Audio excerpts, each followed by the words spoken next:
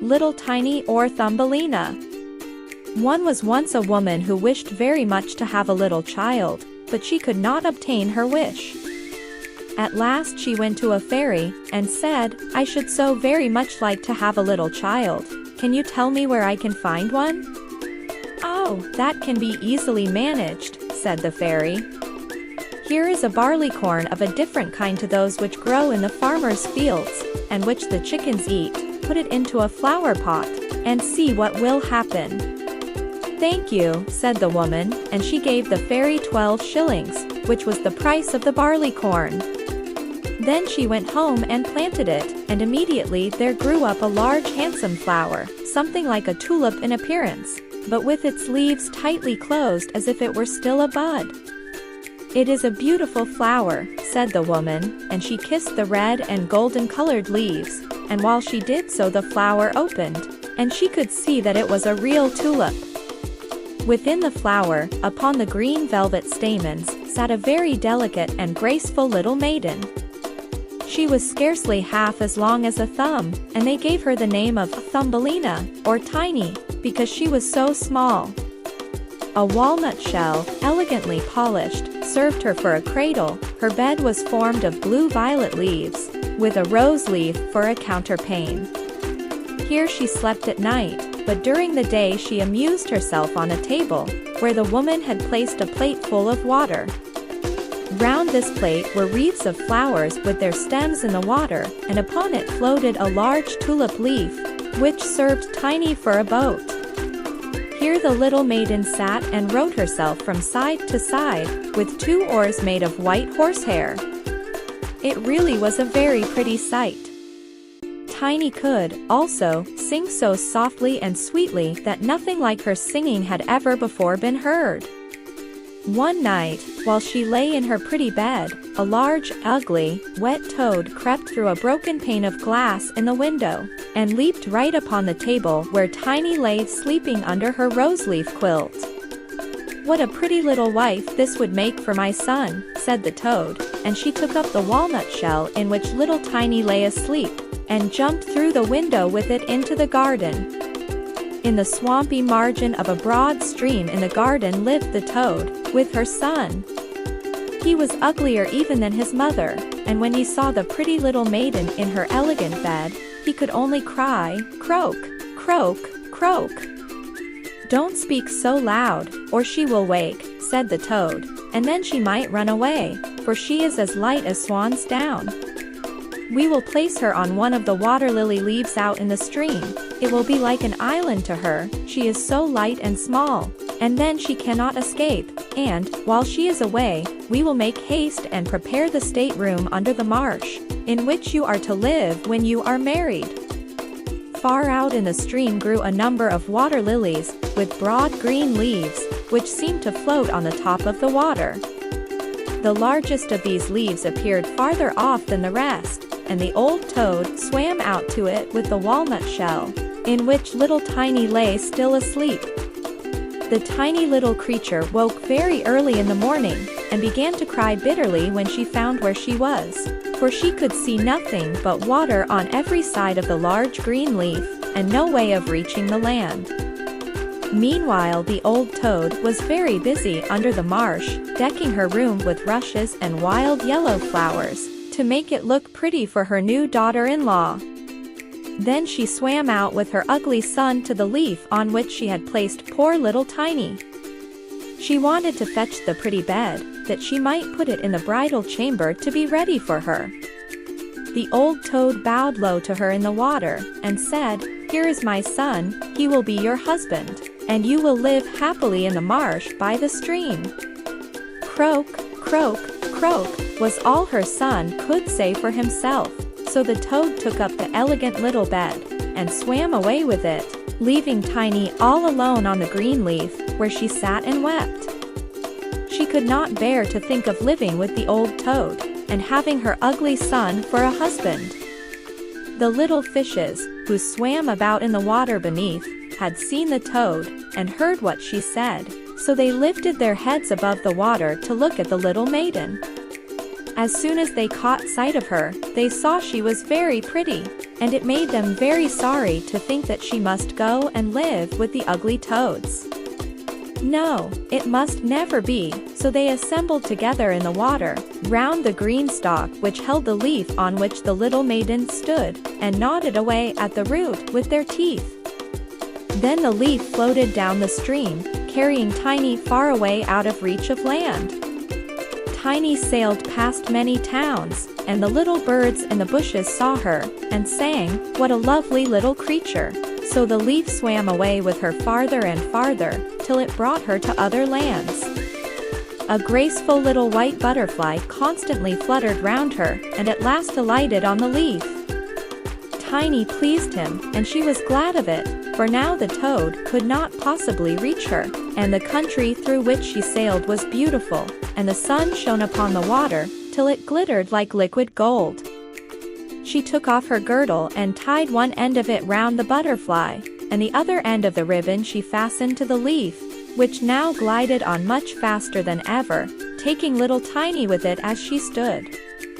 Presently a large cockchafer flew by. The moment he caught sight of her, he seized her round her delicate waist with his claws, and flew with her into a tree. The green leaf floated away on the brook, and the butterfly flew with it, for he was fastened to it, and could not get away. Oh, how frightened little Tiny felt when the cockchafer flew with her to the tree! But especially was she sorry for the beautiful white butterfly which she had fastened to the leaf, for if he could not free himself he would die of hunger.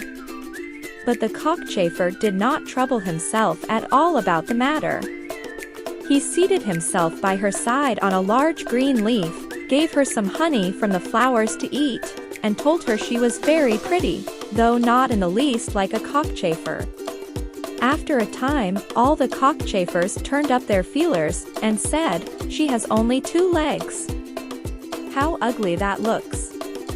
"She has no feelers," said another. "Her waist is quite slim." "Pooh! She is like a human being." "Oh! She is ugly," said all the lady cockchafers, although Tiny was very pretty. Then the cockchafer who had run away with her, believed all the others when they said she was ugly, and would have nothing more to say to her, and told her she might go where she liked. Then he flew down with her from the tree, and placed her on a daisy, and she wept at the thought that she was so ugly that even the cockchafers would have nothing to say to her. And all the while she was really the loveliest creature that one could imagine, and as tender and delicate as a beautiful rose leaf. During the whole summer poor little Tiny lived quite alone in the wide forest. She wove herself a bed with blades of grass, and hung it up under a broad leaf, to protect herself from the rain. She sucked the honey from the flowers for food, and drank the dew from their leaves every morning. So passed away the summer and the autumn, and then came the winter, the long, cold winter. All the birds who had sung to her so sweetly were flown away, and the trees and the flowers had withered. The large clover leaf under the shelter of which she had lived, was now rolled together and shriveled up. Nothing remained but a yellow withered stalk.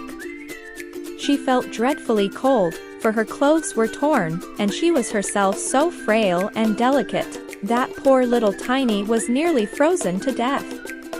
It began to snow too, and the snowflakes, as they fell upon her, were like a whole shovelful falling upon one of us, for we are tall, but she was only an inch high. Then she wrapped herself up in a dry leaf, but it cracked in the middle and could not keep her warm, and she shivered with cold. Near the wood in which she had been living lay a cornfield, but the corn had been cut a long time. Nothing remained but the bare dry stubble standing up out of the frozen ground. It was to her like struggling through a large wood. Oh! How she shivered with the cold! She came at last to the door of a field mouse, who had a little den under the corn stubble. There dwelt the field mouse in warmth and comfort, with a whole room full of corn, a kitchen, and a beautiful dining room. Poor little Tiny stood before the door just like a little beggar girl, and begged for a small piece of barley corn, for she had been without a morsel to eat for 2 days. "You poor little creature," said the field mouse, who was really a good old field mouse, "come into my warm room and dine with me." She was very pleased with Tiny, so she said, "You are quite welcome to stay with me all the winter, if you like. But you must keep my rooms clean and neat, and tell me stories, for I shall like to hear them very much." And Tiny did all the field mouse asked her, and found herself very comfortable. "We shall have a visitor soon," said the field mouse one day. "My neighbor pays me a visit once a week. He is better off than I am. He has large rooms, and wears a beautiful black velvet coat. If you could only have him for a husband, you would be well provided for indeed. But he is blind, so you must tell him some of your prettiest stories." But Tiny did not feel at all interested about this neighbor, for he was a mole. However, he came and paid his visit dressed in his black velvet coat. "He is very rich and learned, and his house is 20 times larger than mine," said the field mouse. He was rich and learned, no doubt, but he always spoke slightingly of the sun and the pretty flowers, because he had never seen them. Tiny was obliged to sing to him, "Ladybird, ladybird, fly away home," and many other pretty songs. And the mole fell in love with her because she had such a sweet voice, but he said nothing yet, for he was very cautious. A short time before, the mole had dug a long passage under the earth, which led from the dwelling of the field mouse to his own, and here she had permission to walk with Tiny whenever she liked. But he warned them not to be alarmed at the sight of a dead bird which lay in the passage. It was a perfect bird, with a beak and feathers, and could not have been dead long, and was lying just where the mole had made his passage. The mole took a piece of phosphorescent wood in his mouth, and it glittered like fire in the dark. Then he went before them to light them through the long, dark passage. When they came to the spot where lay the dead bird, the mole pushed his broad nose through the ceiling, the earth gave way, so that there was a large hole, and the daylight shone into the passage. In the middle of the floor lay a dead swallow, his beautiful wings pulled close to his sides, his feet and his head drawn up under his feathers. The poor bird had evidently died of the cold. It made little Tiny very sad to see it. She did so love the little birds. All the summer they had sung and twittered for her so beautifully. But the mole pushed it aside with his crooked legs, and said, "He will sing no more now. How miserable it must be to be born a little bird. I am thankful that none of my children will ever be birds, for they can do nothing but cry, tweet to tweet, and always die of hunger in the winter." "Yes, you may well say that, as a clever man," exclaimed the field mouse. "What is the use of his twittering? For when winter comes he must either starve or be frozen to death. Still, birds are very high-bred." Tiny said nothing, but when the two others had turned their backs on the bird, she stooped down and stroked aside the soft feathers which covered the head, and kissed the closed eyelids. "Perhaps this was the one who sang to me so sweetly in the summer," she said, "and how much pleasure it gave me, you dear, pretty bird." The mole now stopped up the hole through which the daylight shone, and then accompanied the lady home. But during the night Tiny could not sleep, so she got out of bed and wove a large, beautiful carpet of hay.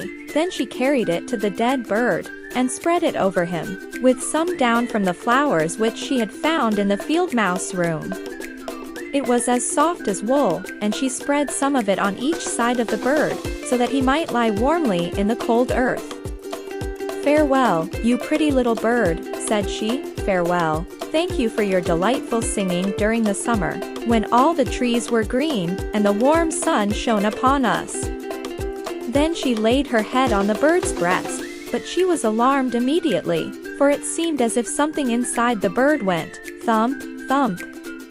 It was the bird's heart. He was not really dead, only benumbed with the cold, and the warmth had restored him to life. In autumn, all the swallows fly away into warm countries, but if one happens to linger, the cold seizes it, it becomes frozen, and falls down as if dead. It remains where it fell, and the cold snow covers it. Tiny trembled very much. She was quite frightened, for the bird was large, a great deal larger than herself. She was only an inch high. But she took courage, laid the wool more thickly over the poor swallow, and then took a leaf which she had used for her own counterpane, and laid it over the head of the poor bird. The next morning she again stole out to see him. He was alive but very weak. He could only open his eyes for a moment to look at Tiny, who stood by holding a piece of decayed wood in her hand, for she had no other lantern. "Thank you, pretty little maiden," said the sick swallow. "I have been so nicely warmed, that I shall soon regain my strength, and be able to fly about again in the warm sunshine." "Oh," said she, "it is cold out of doors now, it snows and freezes. Stay in your warm bed, I will take care of you." Then she brought the swallow some water in a flower leaf, and after he had drank, he told her that he had wounded one of his wings in a thorn bush, and could not fly as fast as the others, who were soon far away on their journey to warm countries. Then at last he had fallen to the earth, and could remember no more, nor how he came to be where she had found him. The whole winter the swallow remained underground, and Tiny nursed him with care and love. Neither the mole nor the field mouse knew anything about it, for they did not like swallows. Very soon the springtime came, and the sun warmed the earth. Then the swallow bade farewell to Tiny, and she opened the hole in the ceiling which the mole had made. The sun shone in upon them so beautifully, that the swallow asked her if she would go with him. She could sit on his back, he said, and he would fly away with her into the green woods. But Tiny knew it would make the field mouse very grieved if she left her in that manner, so she said, "No, I cannot." "Farewell, then, farewell, you good, pretty little maiden," said the swallow, and he flew out into the sunshine. Tiny looked after him, and the tears rose in her eyes. She was very fond of the poor swallow. "Tweet, tweet," sang the bird, as he flew out into the green woods, and Tiny felt very sad. She was not allowed to go out into the warm sunshine. The corn which had been sown in the field over the house of the field mouse had grown up high into the air, and formed a thick wood to Tiny, who was only an inch in height. "You are going to be married, Tiny," said the field mouse. "My neighbor has asked for you. What good fortune for a poor child like you. Now we will prepare your wedding clothes. They must be both woolen and linen. Nothing must be wanting when you are the mole's wife." Tiny had to turn the spindle, and the field mouse hired 4 spiders, who were to weave day and night. Every evening the mole visited her, and was continually speaking of the time when the summer would be over. Then he would keep his wedding day with Tiny, but now the heat of the sun was so great that it burned the earth, and made it quite hard, like a stone. As soon as the summer was over, the wedding should take place. But Tiny was not at all pleased, for she did not like the tiresome mole. Every morning when the sun rose, and every evening when it went down, she would creep out at the door, and as the wind blew aside the ears of corn, so that she could see the blue sky, she thought how beautiful and bright it seemed out there, and wished so much to see her dear swallow again. But he never returned, for by this time he had flown far away into the lovely green forest. When autumn arrived, Tiny had her outfit quite ready, and the field mouse said to her, "In 4 weeks the wedding must take place." Then Tiny wept, and said she would not marry the disagreeable mole. "Nonsense," replied the field mouse. "Now don't be obstinate, or I shall bite you with my white teeth. He is a very handsome mole. The queen herself does not wear more beautiful velvets and furs. His kitchen and cellars are quite full. You ought to be very thankful for such good fortune." So the wedding day was fixed, on which the mole was to fetch Tiny away to live with him, deep under the earth, and never again to see the warm sun, because he did not like it. The poor child was very unhappy at the thought of saying farewell to the beautiful sun, and as the field mouse had given her permission to stand at the door, she went to look at it once more. "Farewell, bright sun," she cried, stretching out her arm towards it, and then she walked a short distance from the house, for the corn had been cut, and only the dry stubble remained in the fields. "Farewell, farewell," she repeated, twining her arm round a little red flower that grew just by her side. "Greet the little swallow from me, if you should see him again." Tweet, tweet, sounded over her head suddenly. She looked up, and there was the swallow himself flying close by. As soon as he spied Tiny, he was delighted, and then she told him how unwilling she felt to marry the ugly mole, and to live always beneath the earth, and never to see the bright sun any more. And as she told him she wept. "Cold winter is coming," said the swallow, "and I am going to fly away into warmer countries. Will you go with me? You can sit on my back, and fasten yourself on with your sash. Then we can fly away from the ugly mole and his gloomy rooms, far away, over the mountains, into warmer countries, where the sun shines more brightly than here, where it is always summer, and the flowers bloom in greater beauty. Fly now with me, dear little Tiny, you saved my life when I lay frozen in that dark passage." "Yes, I will go with you," said Tiny, and she seated herself on the bird's back, with her feet on his outstretched wings, and tied her girdle to one of his strongest feathers. Then the swallow rose in the air, and flew over forest and over sea, high above the highest mountains, covered with eternal snow. Tiny would have been frozen in the cold air, but she crept under the bird's warm feathers, keeping her little head uncovered, so that she might admire the beautiful lands over which they passed. At length they reached the warm countries, where the sun shines brightly, and the sky seems so much higher above the earth. Here, on the hedges, and by the wayside, grew purple, green, and white grapes, lemons and oranges hung from trees in the woods, and the air was fragrant with myrtles and orange blossoms. Beautiful children ran along the country lanes, playing with large gay butterflies, and as the swallow flew farther and farther, every place appeared still more lovely. At last they came to a blue lake, and by the side of it, shaded by trees of the deepest green, stood a palace of dazzling white marble, built in the olden times. Vines clustered round its lofty pillars, and at the top were many swallows' nests, and one of these was the home of the swallow who carried Tiny. "This is my house," said the swallow, "but it would not do for you to live there, you would not be comfortable. You must choose for yourself one of those lovely flowers, and I will put you down upon it, and then you shall have everything that you can wish to make you happy." "That will be delightful," she said, and clapped her little hands for joy. A large marble pillar lay on the ground, which, in falling, had been broken into 3 pieces.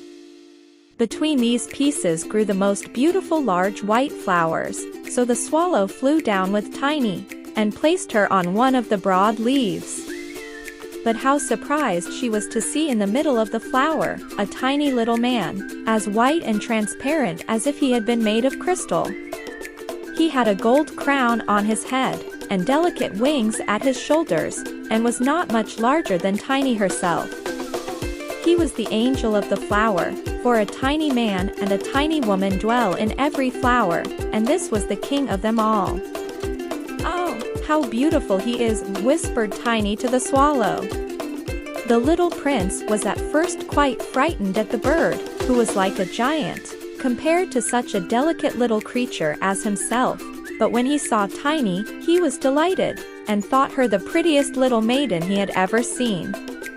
He took the gold crown from his head, and placed it on hers, and asked her name, and if she would be his wife, and queen over all the flowers. This certainly was a very different sort of husband to the son of a toad, or the mole, with my black velvet and fur, so she said, yes, to the handsome prince. Then all the flowers opened, and out of each came a little lady or a tiny lord, all so pretty it was quite a pleasure to look at them. Each of them brought Tiny a present, but the best gift was a pair of beautiful wings, which had belonged to a large white fly, and they fastened them to Tiny's shoulders, so that she might fly from flower to flower. Then there was much rejoicing, and the little swallow who sat above them, in his nest, was asked to sing a wedding song, which he did as well as he could, but in his heart he felt sad, for he was very fond of Tiny, and would have liked never to part from her again. You must not be called Tiny any more, said the spirit of the flowers to her. It is an ugly name, and you are so very pretty. We will call you Maya. Farewell, farewell, said the swallow, with a heavy heart as he left the warm countries to fly back into Denmark. There he had a nest over the window of a house in which dwelt the writer of fairy tales. The swallow sang, tweet, tweet, and from his song came the whole story.